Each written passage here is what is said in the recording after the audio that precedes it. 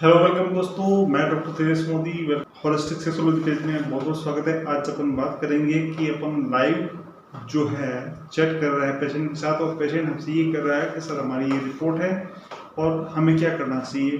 तो मैंने आपको एक स्क्रीन शेयर आपके सामने किया है और स्क्रीन शेयर में आप ये देखो पेशेंट हम मेरे से लाइव चैट कर रहा है और लाइव चैट करने के बाद क्या है कि मैं उससे बात कर रहा हूँ और बात करने के बाद उसकी जो रिपोर्ट्स है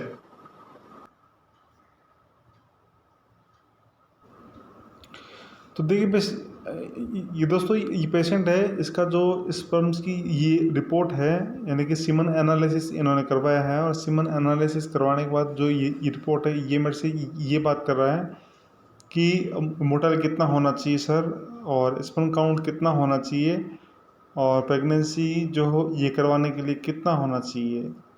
तो फिर मैंने उनका जो है रिप्लाई दिया है। तो मैंने मोटाइल देखो मैं इनको जवाब दे रहा हूँ। सबसे पहले मैंने आपको रिपोर्ट बता रहा हूँ। इसमें लिखा है कि जो क्वांटिटी कितनी है 2 ml है और कलर कितना है वाइटिश होता है जो नॉर्मल होता है, ठीक है ना। ये देखो कंसिस्टेंसी है वो विस्कस्ड है यानी कि चिपचिपा है, ये नहीं होना चाहिए। अब इसमें स्पर्म काउंट है 35 मिलियंस पर ml है जो लगभग इसका 70 से ऊपर होना चाहिए। देखो मैं वापस कर रहा हूँ एक बार, देखो एक बार ये वापस आएगा एक रुको। तो मैंने वो इसको बताया था कि मोटाइल जो है 70% से ऊपर होना चाहिए। तो 70% जब ऊपर होगा तब जाके आपकी प्रेगनेंसी के लिए जो है ये चीज़ संभव है कि प्रेगनेंसी हो सकती है। अब इसमें भी क्या होता है कि हम इसमें क्या करवाते हैं, हम इसमें पेशेंट को पहले 5 से 7 दिन घी पिलाते हैं और घी पिलाने के बाद उसका जो है 6 से 7 दिन बाद हम उसको विरेचन देते हैं यानी पेट साफ करने के लिए ऐसी मेडिसिन देते हैं जिससे उसका पेट साफ हो जाए यानी कि संशोधन हो जाए। देखिए मैंने इसमें देखो पस सेल भी है थोड़ा बहुत और एक्टिव जो मोटाइल है वो 8% है और स्लज मोटाइल है वो 2% है। तो ये चीज़ है। तो रिपोर्ट जो है एबनॉर्मल है टोटली। तो अब वो देखो क्या चैट कर रहा है मेरे से, ठीक है, फिर बात कर रहा है मेरे से, ये लाइव चैट हो रही है।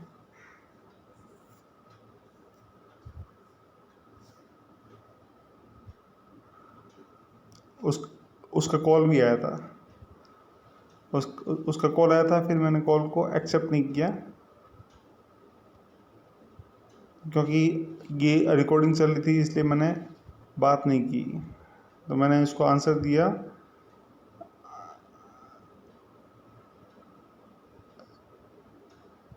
तो उसमें मैंने क्या आंसर दिया था, मैंने आंसर दिया था can not talk now call me later यानी बाद में बात करें।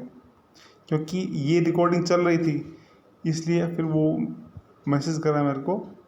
वो मेरे को मैसेज क्या कर रहा है देखिए, मैसेज डाल दे जो भी आपको बोलना है जो भी आपको कहना है वो आप मैसेज है वो डाल दें। तो ऐसे पेशेंटों में दोस्तों क्या करना होता है, हमें सबसे पहले विरेचन करवाना होगा, संशोधन करवाना होगा। संशोधन के बाद जो मेडिसिन दी जाएगी वो बहुत ही अच्छा काम करेगी और इसकी जो स्पर्म काउंट है वो एकदम अच्छे हो जाएंगे, एकदम फ्रेश हो जाएंगे। तो इसका भी मैं वीडियो आपको बना के डालूँगा पूरा और आप उसको देखना पूरा। और ये मैसेज में डाल देखो क्या डाल रहा है। तो दोस्तों ऐसे पेशेंट प्रेगनेंसी करवाने के लिए कितना होना चाहिए, तो मैंने बता दिया कि भाई जो पहले जो 70% है वही होना चाहिए। कि 70% से ऊपर होगी तो प्रेगनेंसी की चांसेस 100% है कि आपकी प्रेगनेंसी होगी। क्योंकि स्पर्म काउंट जो होते हैं ना वो स्पर्म काउंट इतने ज़्यादा होना चाहिए कि वहाँ पर जो पथ जो तय करेगा वैजाइने से चल के जो जो ओवरी का जो ट्यूब है, ओवरी ट्यूब है यानी फेलोपियन ट्यूब है, उसको वहाँ पर व्यवस्था वो तय करना है। उसके लिए इतने ज़्यादा वहाँ होने चाहिए कि वहाँ एक स्पर्म है उस एग तक पहुँच जाए। तो उसके लिए मोटिलिटी भी अच्छी होनी चाहिए और ऐसा नहीं होना चाहिए कि स्पर्म जो है वो स्लज हो रहा है, वो चिपक रहा है, तो इसका अपने को विशेष रूप से ध्यान रखना है।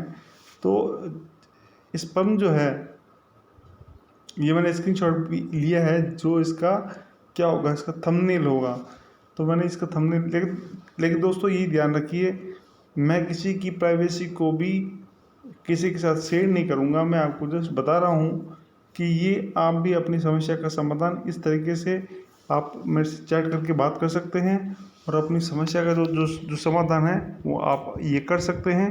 प्रोसेस जो है, मेडिसिन्स जो है, वो सारी वो आयुर्वेद के थ्रू होगी, यानी कि मेडिसिन का जो ट्रीटमेंट सारा जो है, वो लाइन ऑफ ट्रीटमेंट जो है वो सारा आयुर्वेद के थ्रू होगा दोस्तों। तो इसका अपने को ध्यान रखना होगा कि ये सारी रिपोर्ट्स है, और आपने रिपोर्ट देख ली, उसके हिसाब से ये रिपोर्ट क्या कह रही है सर, तो मैंने उसको आंसर दिया यस।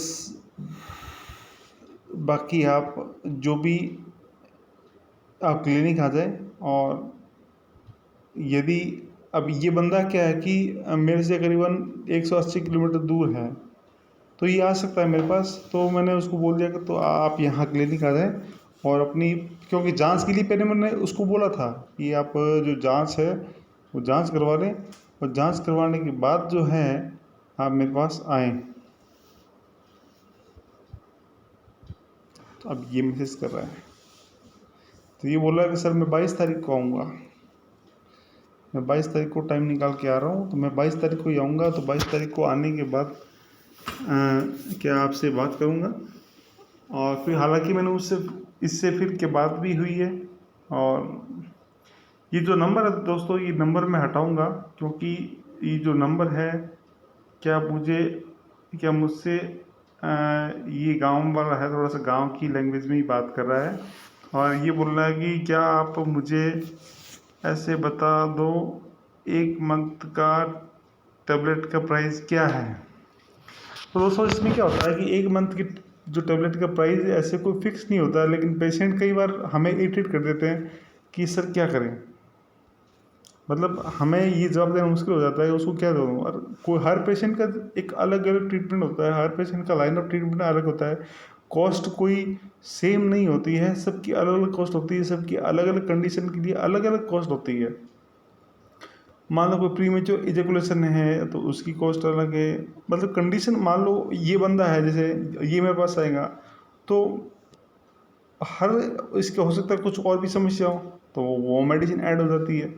तो कहने का मतलब है कोई फिक्स नहीं, लेकिन फिर भी हमें क्या है कि ये बताना पड़ता है। तो मैंने क्या लिखा है, ये कोई फिक्स नहीं है, पर एक एक से एक मतलब बीच लगता है। तो फिर मैंने भी इसे पता नहीं 1 के से 3 के बीच लगता है, मैंने ये जवाब दिया था शायद।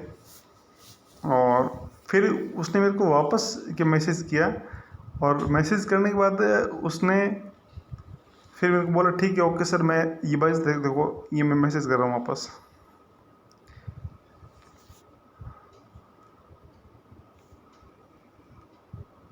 फिर मैंने मैसेज किया वापस, तो भी आपके हिसाब से बताओ, रिपोर्ट तो देख लिया आपने, अब बता दो। अब पेशेंट ऐसे कह रहे हैं कि आप कितना लगेगा ये बताओ। तो मैं उनको ये बताता हूँ कि जैसे एवरेज 3 के से 4 के बीच का खर्चा लगता है। ये गांव वाला है इसलिए मैंने ये के नहीं लिखा, मैंने उसको 1000 ही बताए हैं। हो सकता है वो 3 की को क्या समझे नहीं। तो इसलिए दोस्तों, आप अपनी समस्या है यदि, तो उसका भी आप यहाँ डिस्कस कर सकते हैं, और आप अपनी जो समस्या है उसका अपने पास sperm count, male problems, female sexual problem से संबंधित आप यहाँ जो है बात कर सकते हैं। आपके नंबर्स को लीक नहीं किया जाएगा, आपकी प्राइवेसी को है किसी तरीके से लीक नहीं किया जाएगा, ये मेरा पूरा वादा है। क्योंकि ये नंबर जो है वो हटा दिए जाएंगे, क्योंकि कोई भी, मान लो ये वीडियो कोई भी देखता है, और देखने के बाद क्या है कि फिर ये कहे कि सर मेरे पास इस तरीके से, मान लो ये पेशेंट भी आ जाए और ये कहे कि सर मेरे पास किसी पेशेंट की कॉल आ रहे हैं, तो ऐसा नहीं होना चाहिए।